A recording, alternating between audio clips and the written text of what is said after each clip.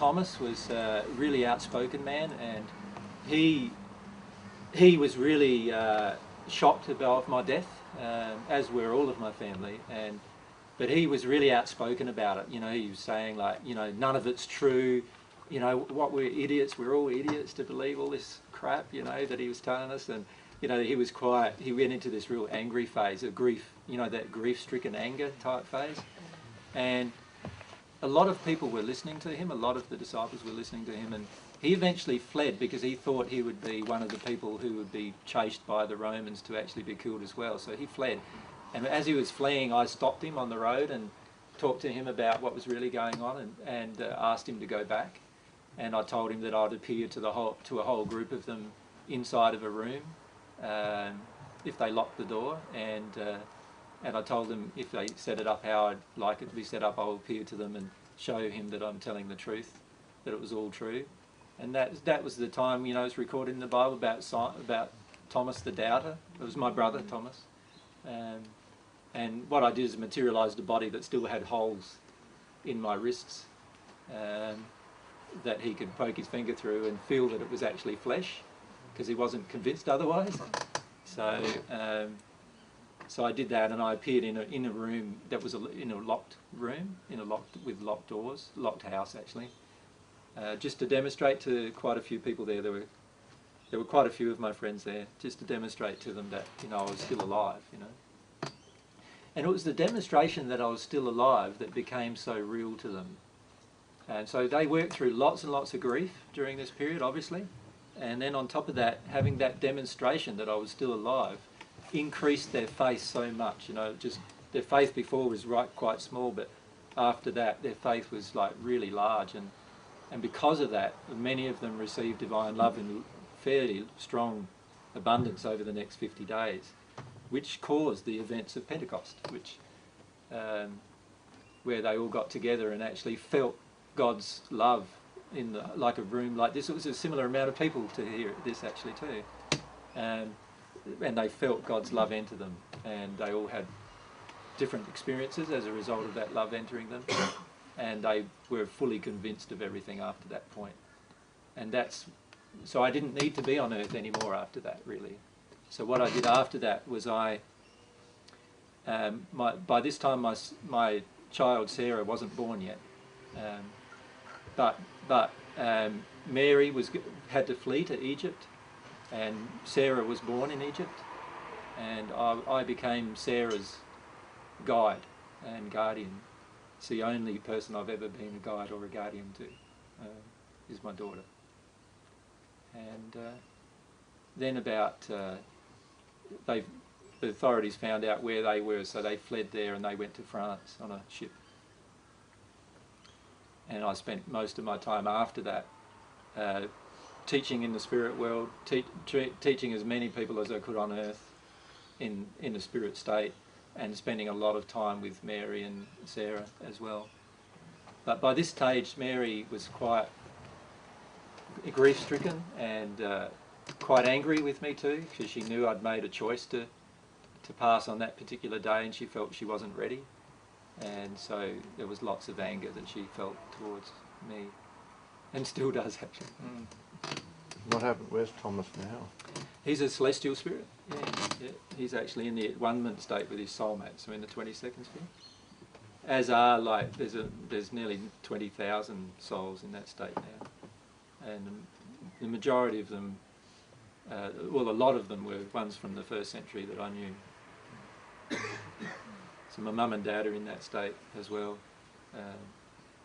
All my brothers are in that state. My 2 sisters are not quite in that state yet. So yeah, pretty much all my family's in that state. Yeah. But when I was on earth, none of them believed. Even my mother, you know, it's a common misconception that my mother believed and supported me the entire way through. My mother did support me at the end, but even at the end she was still very confused. She was proud of me but very confused about everything I was saying, but she would often follow me around saying I was crazy to everyone, for different reasons. You know, sometimes it was to try and protect me from people, Other times it was because she did think I was crazy. And she went through a stage where she just thought that I went into a sort of a religious zealot mode. You know, she felt that I'd just become this religious nutter, and she did feel I was crazy for a long time.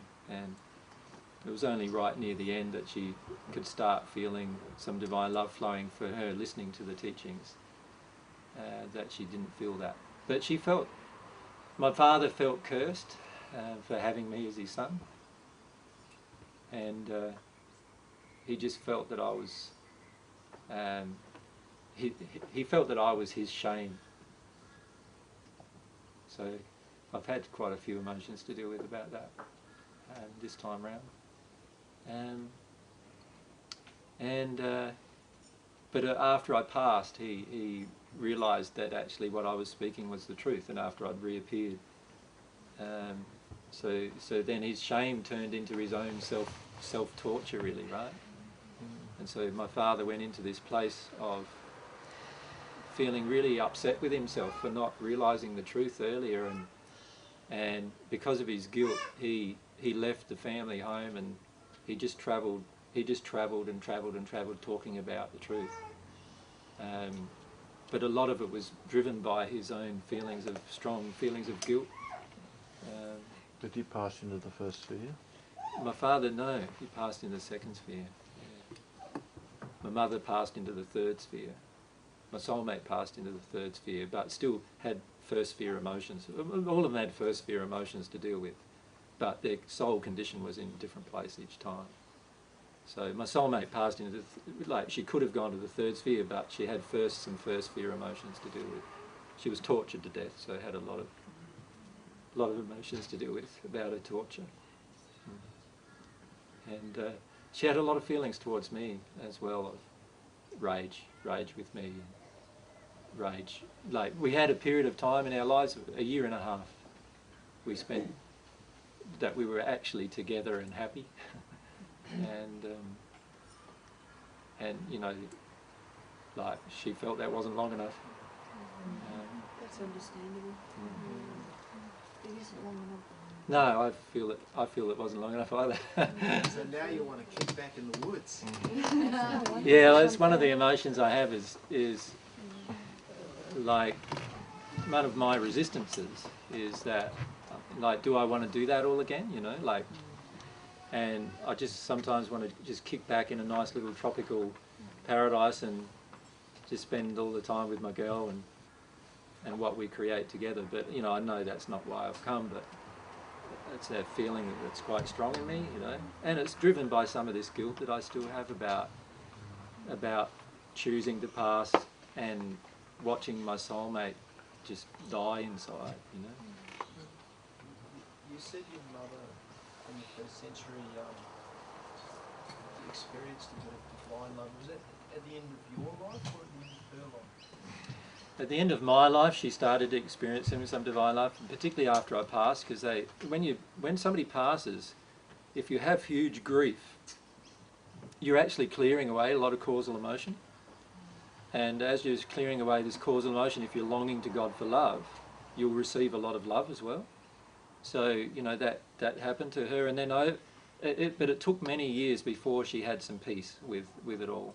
It was nearly, you know, 15 years before she really had peace about what had happened.